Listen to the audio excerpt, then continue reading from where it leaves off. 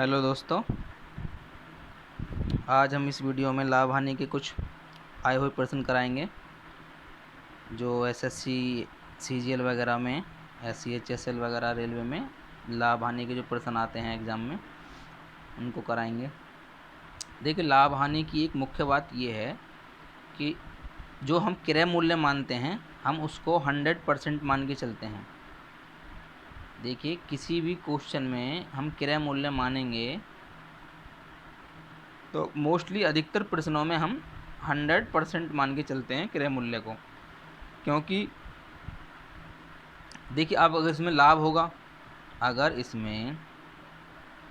होगा, कितनी परसेंट का लाभ मान सकते हैं, 5 का हो, 10 का हो, 15 का हो, ये उसी हिसाब से 100 से ऊपर चलता रहेगा। अगर इसमें लाभ होता है 105% हो जाएगा, 110 हो जाएगा, 115 हो जाएगा, इस तरीके से। अगर ये हानि होगी तो ये 100 से नीचे चलता है। अगर इसमें हानि होगी तो ये 100 से नीचे पहुंच जाएगा। 5% हानि हुई 95% हो जाएगा, 10% हानि हुई 90% हो जाएगा, 15% हुई 85% रह जाएगा। ठीक है, तो हम बीच में जो क्रय मूल्य को मानते हैं हम हमेशा 100 लेते हैं उसको। क्वेश्चंस में अधिकतर आपको 100 लेना है। चलिए इस प्रश्न को देखते हैं। लाभ हानि का आया हुआ प्रश्न है एसएससी सीजीएल टायर सेकंड में। देखिए 18/2/2018 में मेंस में आया हुआ प्रश्न है। देखिए, एक थोक विक्रेता 8% लाभ के साथ फुटकर विक्रेता को एक घड़ी बेचता है और फुटकर विक्रेता इसे ग्राहक को एक घड़ी बेचता है, ग्राहक को 12% लाभ के साथ बेचता है। यदि ग्राहक 8,448 रुपये अदा करता है तो थोक विक्रेता ने घड़ी लगभग कितने रुपए में खरीदी थी।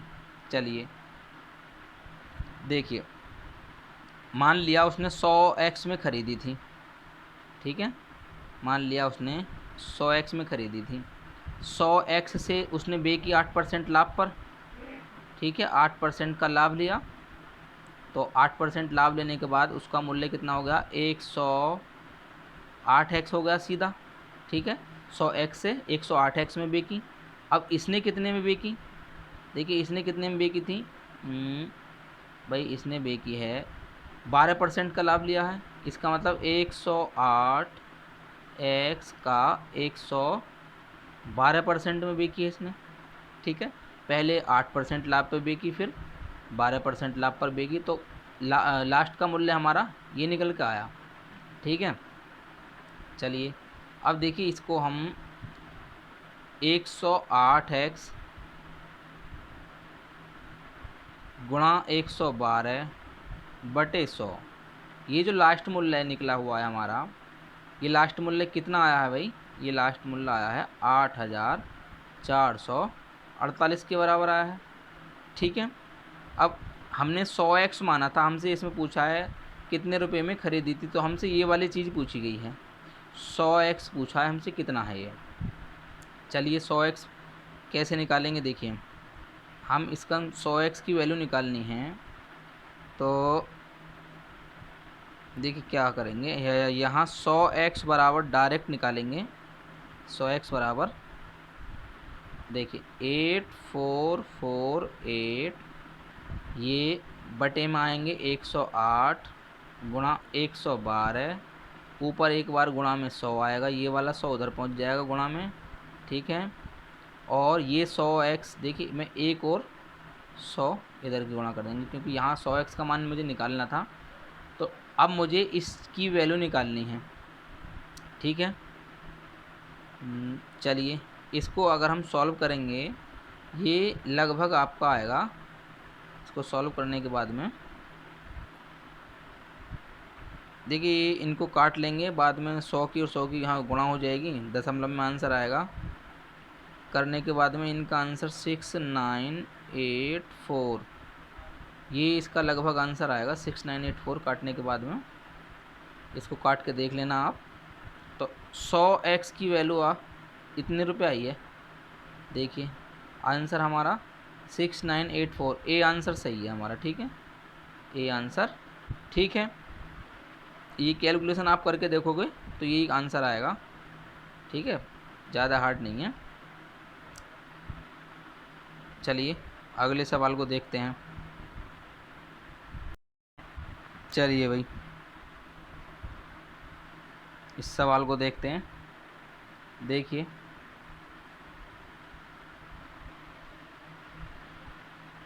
सोचिए ज़रा किस तरीके से होगा, दिमाग लगाइए ज़रा।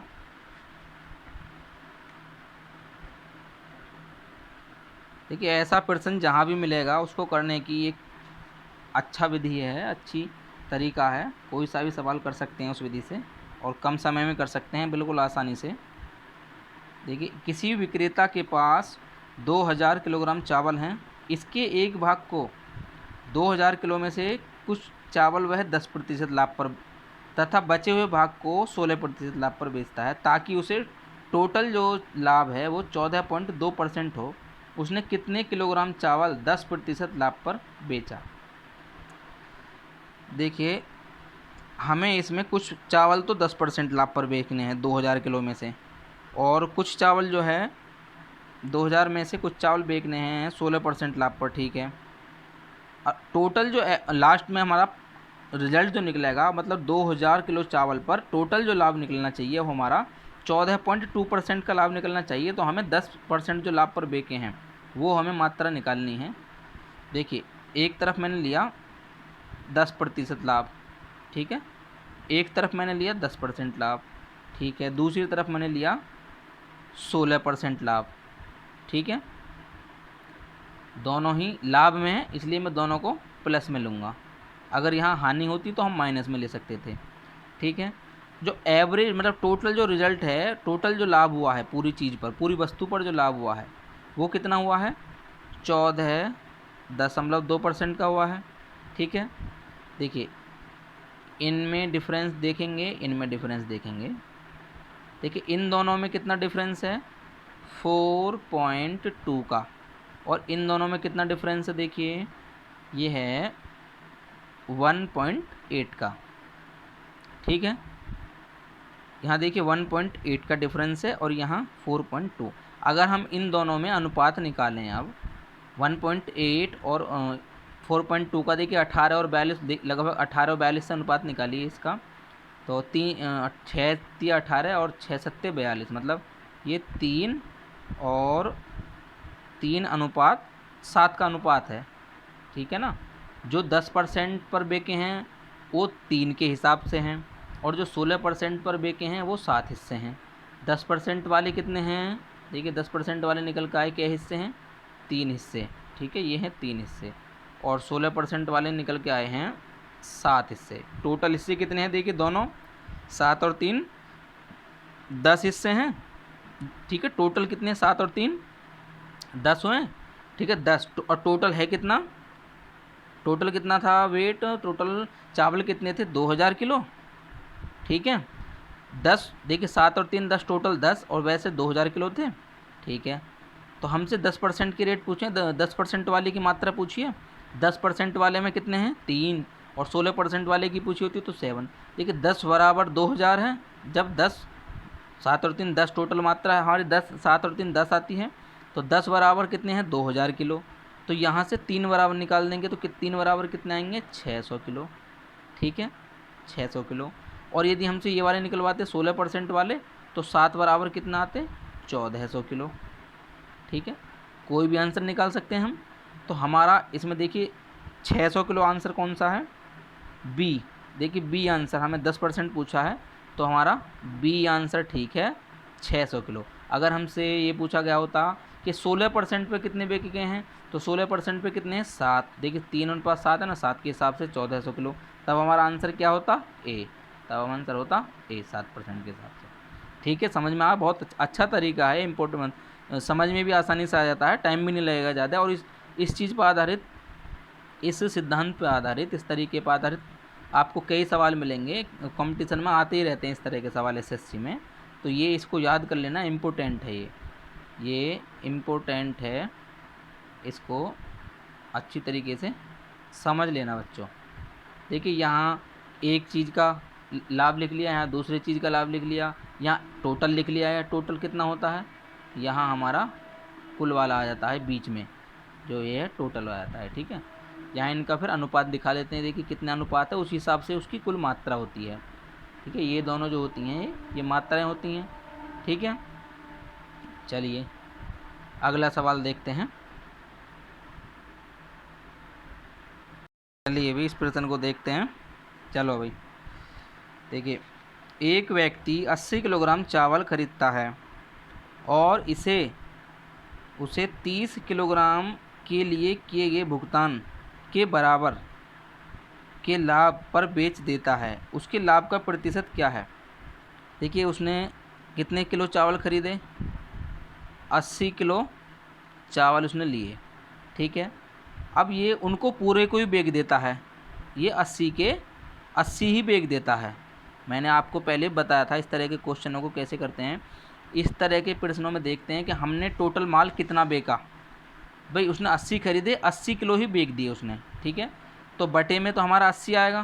भाई जितना माल हमने बेचा है, इतना माल हमने बेच दिया था। ठीक है, 80 के 80 ही बेच दिए थे, 80 खरीदे 80 बेच दिए। ठीक है, तो बटे में तो 80 आएगा। ठीक है, बटे में 80 आ गया। अब इसको लाभ कितना हुआ है? देखिए लाभ इसको जो हुआ है 30 किलोग्राम के लिए किए गए मतलब 30 किलो चावल जितने में खरीदे थे, तो इसका मतलब उसको जो लाभ हुआ है 80 पे 30 का लाभ हुआ है। क्लियर हो रहा है बिल्कुल। उसने माल टोटल कितना बेचा? 80 बेचा। 80 खरीदे थे, 80 ही बेच दिया। ठीक है, 80 पर उसको फ़ायदा कितना हुआ? 30 का फ़ायदा हुआ। ठीक है, तो इसका परसेंटेज निकाल दीजिए। देखिए 0 से 0 कट गई, 300 बटे 8, यहाँ से निकाल दीजिए 8 तिया 24, 8 तिया 24। देखिए पूरा तो कटेगा नहीं, 24 के बाद में 6 8 सत्ते 56, 37 56, और देखिए उसके बाद 4 बटे 8, इतना परसेंट आएगा। या 37 सही, इसको काट दीजिए, 4 दूनी 8, 37 सही 1/2% लाभ आ जाएगा उसका। ठीक है, इतने परसेंट लाभ। तो आंसर हमारा हो गया सी। ठीक है ना, सी आंसर हो गया हमारा। 37 सही, 1/2% का लाभ हुआ। ऐसे प्रश्नों में मैंने बताया था हमेशा याद रखना कि हमने टोटल कितना माल बेचा है और हमको फ़ायदा कितने का हुआ है, उसको देख लीजिए। नीचे आएगा बेचा हुआ माल और उस पर हमें फ़ायदा कितना हुआ है। ठीक है, डायरेक्ट लाभ या हानि जो भी है वो चीज़ निकल जाती है। ठीक है, समझ में आया होगा। 80 किलो चावल क्या चावल खरीदता है और 80 किलो ही बेच देता है, और 80 किलो पर फ़ायदा कितना होता है? 30 किलो के बराबर। जो उसने 30 किलो माल के जो पैसे चुकाए हैं इसके बराबर फ़ायदा हुआ है। तो हमें क्लियर पता पड़ रही है 80 पे 30 का फ़ायदा है। ठीक है, डायरेक्ट आंसर हमारा आ गया 37 से 1/2% का लाभ। ठीक है, चलिए देखिए अगला प्रश्न देखते हैं अब। चलिए अभी इस प्रश्न को देखते हैं। CGL SSC टायर सेकंड में आया हुआ प्रश्न है। ये भी सारे आए हुए प्रश्न ही करा रहा हूँ मैं, जितने भी SSC वगैरह में आए हुए प्रश्न हैं, किस तरह के प्रश्न आते हैं वही कराता हूँ। देखिए चलिए देखते हैं। एक वस्तु 14% के लाभ पर बेची जाती है। 14% के लाभ पर बेची जाती है। ठीक है,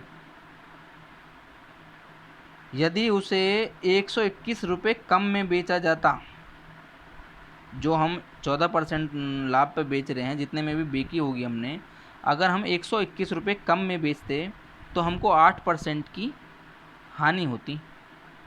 ठीक है, 8% की हानि होती। पहले हम 14% के लाभ में बेच रहे थे।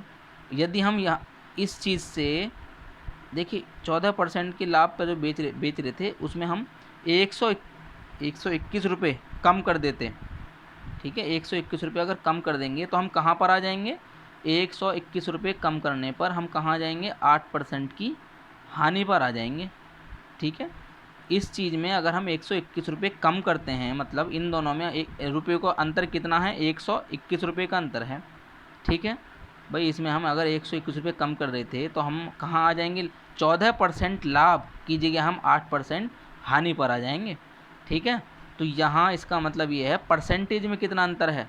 देखिए यहाँ 14% लाभ है और ये यहाँ 8% हानि है, मतलब ये और नीचे चली जाएगी। तो 14 और 8 22, परसेंटेज में जो अंतर आया है हमारा 22% का आया है। ठीक है, तो हमारा यहाँ से 22% बराबर है 121 के। ठीक है, क्योंकि परसेंटेज में अंतर कितना हो रहा था? 22, और रुपयों में अंतर कितना हो रहा था हमारा? 121। तो 22% बराबर हमारा आ गया 121 के। ठीक है, यहाँ से मैं 100% बराबर निकाल दूंगा तो हमारा वो क्रय मूल्य आ जाएगा जिस पर हमने खरीदी थी। तो 100% निकालूंगा 121, ठीक है, गुणा 100 और बटे 22। ठीक है, यहाँ से ये कट जाएगा, 11 दूनी 22 और 11 से 11 बार कटेगा। ठीक है, और ये 50 बार कट जाएगा यहाँ से। तो 100% हमारी जो निकल के आई है जिसमें हमने वो चीज़ खरीदी है वो निकल के आया है हमारा 550 रुपये। ठीक है, हमसे पूछा क्या है, देखिए 536.25 में इसको बेचा जाता है।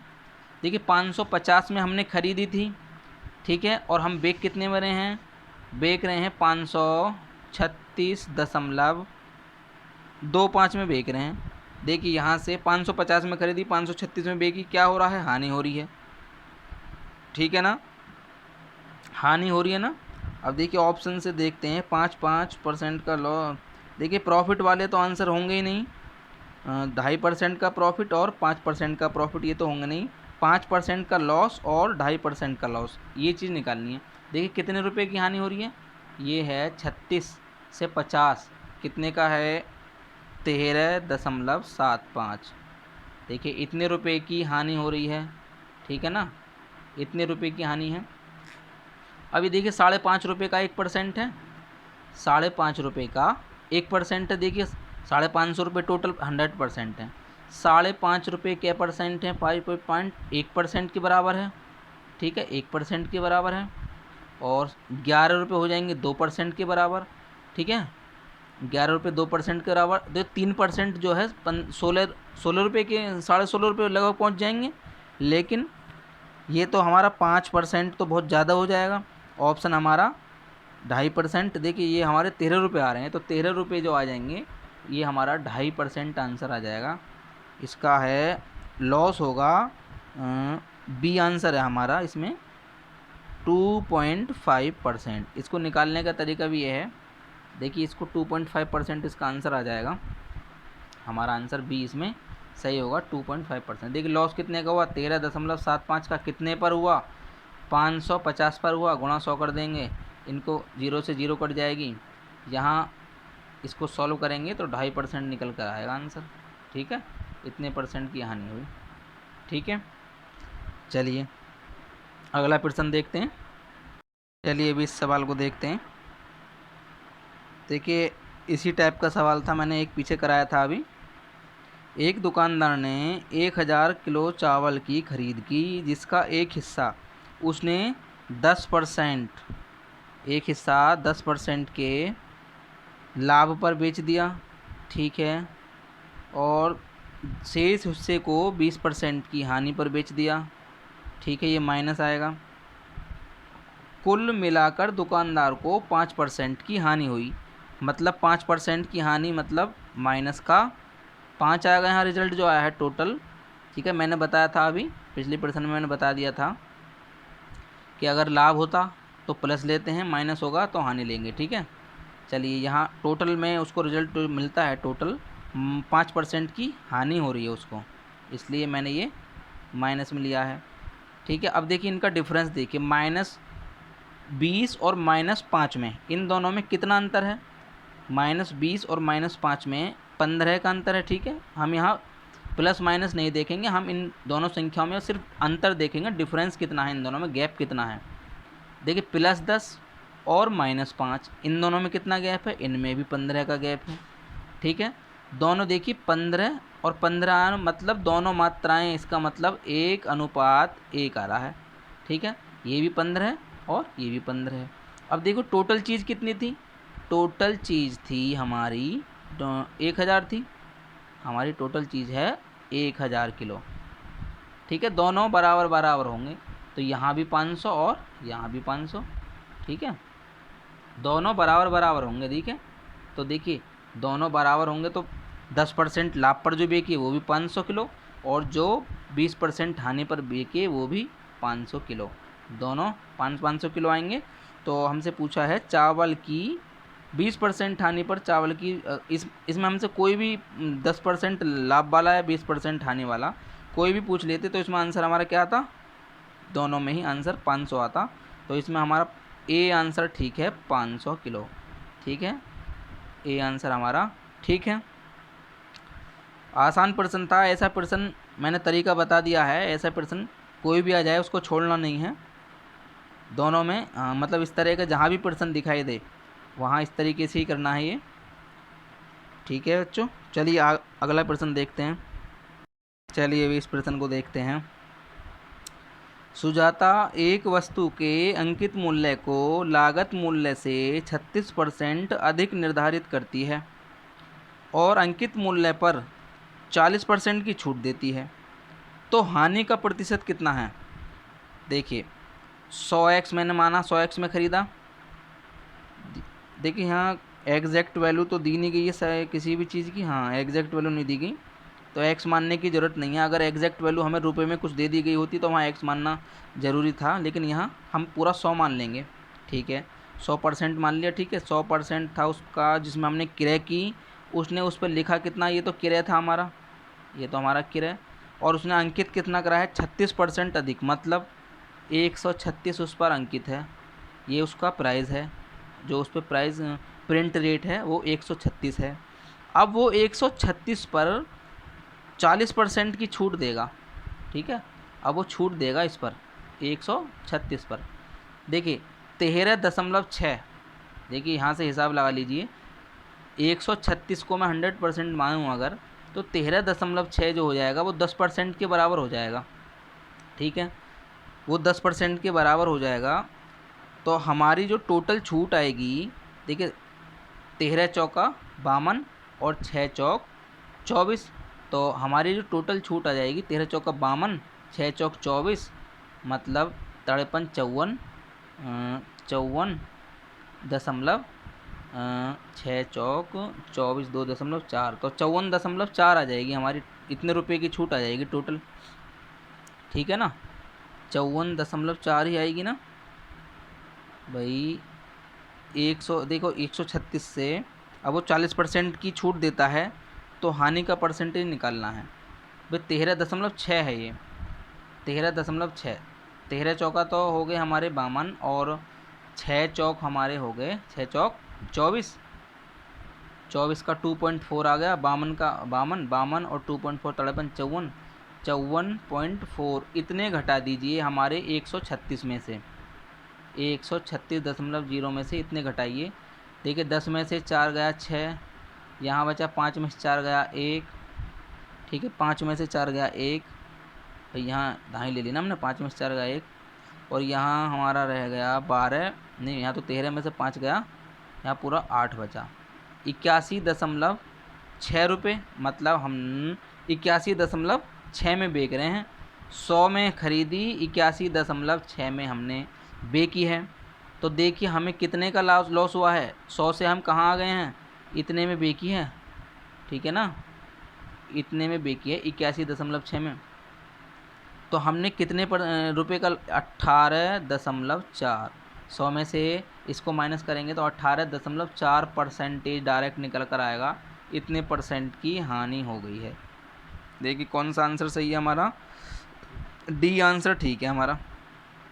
ठीक है ना, डी आंसर ठीक है, 18.4% की हानि हो गई। ठीक है, समझ आ गया, सभी के समझ आ गया ना। चलिए समझते रहिए बच्चों, थोड़ा सा दिमाग लगाना पड़ेगा, इतना आसान नहीं है नौकरी लेना।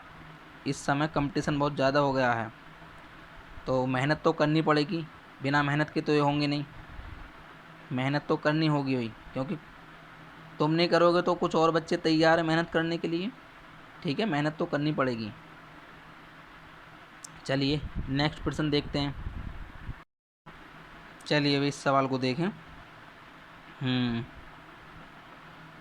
राधा अपनी वस्तुओं को उनके लागत मूल्य से 25% अधिक अंकित करती है। ठीक है, वह 35% वस्तुओं को अंकित मूल्य पर ही बेचती है, 40% को 15% की छूट पर और शेष को 20% की छूट पर बेचती है। उसका समग्र प्रतिशत लाभ कितना है, उसका टोटल रिजल्ट जो निकल का आएगा लाभ या लाभ का, वो कितने परसेंट है। देखिए मान लीजिए उसने 100 वस्तुएं लेंगी। देखिए इसमें कोई भी एग्जैक्ट वैल्यू नहीं दे रखी किसी भी की भी, हम 100 मान के चल सकते हैं डायरेक्ट।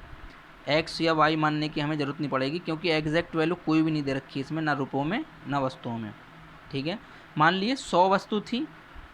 ठीक है, 100 वस्तुएं थीं और एक वस्तु का मैंने मूल्य भी 100 ही मान लिया। ठीक है, एक का मूल्य भी मैंने कितना ले लिया, एक का मूल्य भी 100 ले लिया। ठीक है, तो टोटल जो उसके पैसे खर्च हुए क्रय खरीदने में, देखिए कुल रुपए उसके, कुल क्रय मूल्य निकाल लेंगे हम। कुल क्रय मूल्य आ जाएगा हमारा 100 गुणा 100। ठीक है, बराबर 10,000। भाई 5 वस्तुएं हैं और 5 रुपये की एक है वो, तो कितने रुपए की हो जाएंगी वस्तुएं? 5 पंजे 25 की। तो ऐसी टोटल मैंने ये निकाल लिया, इतने रुपए की हो गई टोटल। ठीक है, अब उसका अंकित मूल्य कितना है भाई 100 रुपये मैंने माना है उनका क्रय मूल्य। वो अंकित करती है 25%, 25% अधिक अंकित करती है। तो 125 हो गया उसका अंकित मूल्य, ये उसका अंकित मूल्य है 125। ठीक है, अब 100 में से वो बोलती है 40%, मतलब 40 को, देखिए 40 को तो वो बेचती है 125 के रेट पर ही, अंकित मूल्य पर ही बेचती है। ठीक है, 40 को तो इतने पर बेचा। अब देखिए बाकी वो 15 को कितने पर बेचती है? 15 को नहीं, 40 नहीं, ये मैंने क्या कर दिया, 35%, 35 को बेचती है। ठीक है, वो 35 को तो उसी रेट पर, अंकित मूल्य पर ही बेचती है। ठीक है, इसको 35 कर लेंगे। 35 को तो उसी रेट पे बेचती है। 40 को बेचती है 15% की छूट पर। ठीक है, तो 40 क्यों, 40 वस्तुएं बेच रही है ना, 40 में से प्रत्येक का रेट कितना ले रही है वो? 125 पर कितने की छूट दे रही है? 15% की। तो 125 का 85% लेंगे। ठीक है, 125 का 85%। ठीक है, और जोड़ लीजिए। अब बाकी कितना बचा भाई? 35 वस्तुएं ये हो गई हैं, 40 ये हो गई, 75, 35 चल 75। अब कितनी बची? 25 बची। अब शेष को कितने पे बेचती है? 25 को वो बेचती है 20% की छूट पर। तो 125 का 80% पर बेचेगी। ठीक है, ये इतने में उसकी बिक्री का देखिए। अब यहाँ से हम क्या कर लेंगे, 125 अब मैं देखिए 125 बाहर निकाल लिया मैंने, 125 बाहर निकाल लिया मैंने। क्या रह जाएगा? देखिए यहाँ बचा 35। ठीक है, यहाँ देखिए 0 से मैं 0 को काट दिया। ठीक है, 0 से 0 कट गई, और 0 से 0 कटने के बाद में, ठीक है, ये 2 से कट जाएगा, 2 पंजे 10, 2 दूनी 4, और 5 से 1 जाएगा 17 बार, 17 दूनी ये 34 आ गया, और प्लस की देखिए 25 चौक 100, 4 से 20 बार, और ये हो जाएगा हमारा पूरा 20 आ जाएगा ये। ठीक है, अब देखिए 35 और 20 55, 55 और ये हो जाएगा 55 34 89, मतलब यहाँ से 125 गुणा 89, इनकी मल्टीप्लाई करेंगे तो हमारा आएगा भाई 9 पंजे 45, ये आ जाएगा। गुणा करके देखेंगे बच्चों, गुणा करके निकालने के बाद में 11125 आ जाएगा। गुणा करके देख लीजिएगा, इतने आ गया।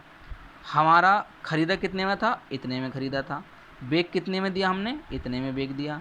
कितने का फ़ायदा हुआ हमें? 1125 का फ़ायदा हुआ। कितने पर हुआ फ़ायदा इतने का? भाई देखिए 10,000 में ख़रीदा, 11,125 में बेच दिया। फ़ायदा कितना हुआ? लाभ। हमने लाभ निकाल लिया घटाकर। इतने रुपए का कितने पर हुआ? कितने का मतलब जितने में हमने माल ख़रीदा था। कितने में माल ख़रीदा था हमने? 10,000 में माल ख़रीदा था। ठीक है ना, और गुणा 100। फ़ायदा लाभ प्रतिशत कैसे निकालते हैं? लाभ बटे जितने में हमने वो माल खुद ख़रीदा था, जो कोई भी चीज़ हमने जो ख़रीदी थी। ठीक है, और गुणा 100। देखिए यहाँ से 2 जीरो से 2 जीरो कटेंगे। ठीक, अब यहाँ से पॉइंट देखिए बटे में 100 रह गया, एक पॉइंट यहाँ है, यहाँ आया, तो हमारा आंसर आ गया 11.25% का लाभ आ गया हमारा। देखिए ऑप्शन देखिए 11.25, डी आंसर हमारा, डी आंसर ठीक है। ठीक है ना, डी आंसर हमारा ठीक है। देखिए बच्चों, ये कैलकुलेशन मुझको समझाने के लिए करनी पड़ती है, नहीं तो तुमको एग्ज़ाम में सारे कैलकुलेशन नहीं करनी है, ज़्यादा से ज़्यादा कैलकुलेशन दिमाग में ही सॉल्व करनी है। ये हर चीज़ हर लाइन लिखने की ज़रूरत ना पड़े। देखिए ये लाइन लिखने के बाद में इसको डायरेक्ट जोड़ देंगे, ये लाइन लिखनी नहीं पड़ेगी। डायरेक्ट यहाँ पे हम 125 गुणा 89 लिखेंगे, ठीक है। ये निकालने के बाद डायरेक्ट हम लाभ परसेंट निकाल देंगे। और ये चीज़ भी कि 100 वस्तुएं, एक का मूल्य 100, ये समझाने के लिए होती हैं। कंपटीशन में तुम लोगों को इस तरीके से नहीं करना। कंपटीशन में जितना शॉर्ट से शॉर्ट दिमाग में कर सको, ज़्यादा से ज़्यादा जितना हो सके, मैक्सिमम कैलकुलेशन जितनी हो सकती हैं, पूछा जाता है ना इसका मैक्सिमम मान, मैक्सिमम मतलब जितना ज़्यादा से ज़्यादा हो सके, जितना पॉसिबल हो, इतना दिमाग ही दिमाग में सॉल्व करना है, ठीक है। जहाँ ज़रूरत पड़े वहीं कलम चलानी है, नहीं तो ज़्यादा से ज़्यादा कैलकुलेशन दिमाग में कर देनी है, ठीक है ना। तो इसका आंसर हमारा डी हो गया, 11.25% का लाभ। चलिए अगला प्रश्न देखते हैं। चलिए भाई इस प्रश्न को देखते हैं। जब किसी वस्तु को उसके अंकित मूल्य पर बेचा जाता है, अंकित मूल्य पर ही बेचा जाता है, तो 25% का लाभ होता है। 25% का लाभ, मान लीजिए मैंने 100 में कोई चीज़ खरीदी है और उस पर 25% का लाभ मुझे कब मिलेगा? जब वो 125 में बेची जाएगी, ठीक है। 100 में चीज़ मैं खरीदी हुई, क्रय मूल्य मान लिया मैंने 100 में, ठीक है। इतने में मैंने क्रय करी, इतने में बेची है, तो हमें 25% का लाभ होता है ना। 25% हमें कब होगा? जब 125 में बेचेंगे, मतलब अंकित मूल्य पर ही। तब हम जब हम बेचते हैं ना अंकित मूल्य पर ही, तो ये इसका मतलब ये अंकित मूल्य है, क्योंकि मैं इसमें अगर डायरेक्ट इसको अंकित मूल्य पर ही बेचता हूँ तो मुझे 25% का लाभ हो जाता है, ठीक है ना, सही है। लेकिन अब ये बोल रहा है अंकित मूल्य पर 9.6% की छूट दी जाए। हमें छूट कितनी देनी है इस पर? हमें छूट देनी है 9.6% की छूट देनी है। देखिए अब छूट देखिए लगभग ये किसके बराबर है? इसमें ऑप्शन देखिए पहले, 15.4, 15, 13 और 16 देखते हैं अभी हम। ये देखिए 10 के लगभग है। अच्छा हम इसका 10% निकालें। देखिए किसी भी चीज़ का मुझे 10% निकालना हो, उसमें डायरेक्ट कुछ भी करने की ज़रूरत नहीं है, पहले स्थान से दूसरे पर पॉइंट लगा दीजिए। देखिए पॉइंट यहाँ मानते हैं हम, तो पॉइंट को यहाँ ले आइए 12.5, तो ये 10% इसकी वैल्यू होगी। 125 की अगर मैं 10% वैल्यू निकालूँ, देखिए 125 की 10% मान कितना निकलेगा? मैं डायरेक्ट निकाल देंगे यहाँ से, 12.5 आएगा, ठीक है। एक पॉइंट यहाँ से यहाँ लगा देते हैं, 10% आ जाती है, ठीक है ना। चलिए देखिए ये 9.6% है, तो 12.5 जो आता है वो 10% कीमत है, लेकिन हमें छूट देनी है 9.6 की, मतलब 12.5 से थोड़ा सा कम होगा, ठीक है। 12.5 से थोड़ा सा कम हो जाएगा। देखिए जब 12.5 से थोड़ा सा कम मैं इसको करूँगा तो ये लगभग 113 के रेंज में जाएगा लगभग, ठीक है ना। जब मैं 125 को 12.5 से थोड़ा सा मतलब कम करूँगा, मतलब 12 कम कर लें, क्योंकि 9.6% की छूट देनी है और 10% ये हमारी ये होती है, लेकिन हमने छूट दी है 9.6। देखिए इसमें थोड़ा सा रेंज का भी दिमाग लगाना चाहिए, हर चीज़ कैलकुलेशन से ना करके थोड़ा, जहाँ रेंज से हमारा मतलब, रेंज का मतलब है कि जब भाई रेंज का मतलब ये होता है हम लगभग डिजिट कहाँ पर बनेगी हमारी, मतलब इसका 6% लगभग हम कहाँ पर पहुँच जाएंगे। तो देखिए 10% 12.5 है, हमसे छूट दी गई है 9.6%, इसका मतलब हमें थोड़ी सी इससे मतलब 12 कम मान लीजिए ना, 12 लगभग मान लिया, क्योंकि हमारे ऑप्शन हमारे सॉल्व करा देंगे। तो जब 125 में से मैं 12 कम कर दूंगा तो हमारा 113 निकल कर आएगा। तो हमारा देखिए 100 में ख़रीदी और बेची कितने में? छूट देने के बाद 113 में लगभग। तो लाभ कितना आ रहा हमारा? 13% का, ठीक है। 13% के आसपास देखो कौन सा ऑप्शन है? सी ऑप्शन है, सी आंसर हमारा सही हो गया, 13% का लाभ आएगा, ठीक है। जब ऑप्शन ज़्यादा ही 13 पॉइंट कुछ में होते, 13.25, 13.55, 14.20 इस तरीके के होते, तब हम बिल्कुल एग्जैक्ट कैलकुलेशन करनी चाहिए, नहीं तो हमें रेंज का यूज़ करना चाहिए कि लगभग आंसर कितना आ रहा है। और हम इन ऑप्शनों को देख के बिल्कुल क्लियर कोई भी पता लगा लेगा कि हमारा 9.6% कौन सा आंसर होगा इनमें से। तो जितना ज़्यादा समय कम निकले इतना ही दिमाग को, मतलब दिमाग में सॉल्व करने की कोशिश करिए कैलकुलेशन को, तभी तो कंपटीशन में झंडा लहरा पाओगे बच्चों, तभी तो आज की इस कंपटीशन के ज़माने में क्रॉस कर पाओगे कंपटीशन, तभी तो मेरिट में नाम आगा। जब समय बचाओगे, थोड़ा थोड़ा समय बचाओगे, तभी तो समय पूरा कर पाओगे पूरे पेपर के लिए। तो जहाँ समय बचाने की भी जहाँ ज़रा सी भी गुंजाइश हो वहाँ समय बचाना चाहिए हमको, ठीक है। इसका आंसर हमारा 13% लाभ हो गया, ठीक है। चलिए अगला प्रश्न देखते हैं। चलिए भाई इस सवाल को देखते हैं, अच्छा सवाल है। एसएससी सीजीएल टायर सेकंड सत्र 2018 में आया हुआ सवाल है। देखिए, किसी विशेष वस्तु पर लाभ 150% है, मतलब इसका ये है 100 रुपये की चीज़ हमने कितने में बेची, 150 में नहीं, 150% का उस पर लाभ है। इसका मतलब ये है 100 रुपये की चीज़ हमने 250 रुपये में बेची है, ठीक है। तभी तो उस पर 150% का लाभ हुआ है, ठीक है। तभी तो उस पर 150% का लाभ होगा।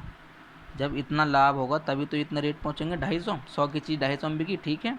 अब ये बोलता है कि यदि लागत 25% बढ़ जाती है, लागत मतलब देखिए इसमें हमें 25% और ऐड हो जाते। अगर मैं 25% फालतू में ख़रीदता, मतलब 125 में ख़रीदता, ठीक है। अगर ये 125 में ख़रीदता तो नया लाभ मार्जिन, तो नया जो लाभ होगा, मतलब बिकती इतने में ही 250 में ही, 125 से वो 250 में बिकेगी, तब लाभ परसेंट कितना होगा। बहुत आसान है, देखिए कितने का लाभ हुआ है, देखिए दुगनी हो रही है, इसीलिए 125 का दुगना हो रहा है। तो बताया था मैंने, दुगना होता है तो कितने % का लाभ होता है। अगर कोई मूल्य दुगना होता है तो लाभ कितना होता है, 100% का लाभ होता है, ठीक है। इसका आंसर हो जाएगा हमारा सी, 100% का लाभ, ठीक है भाई।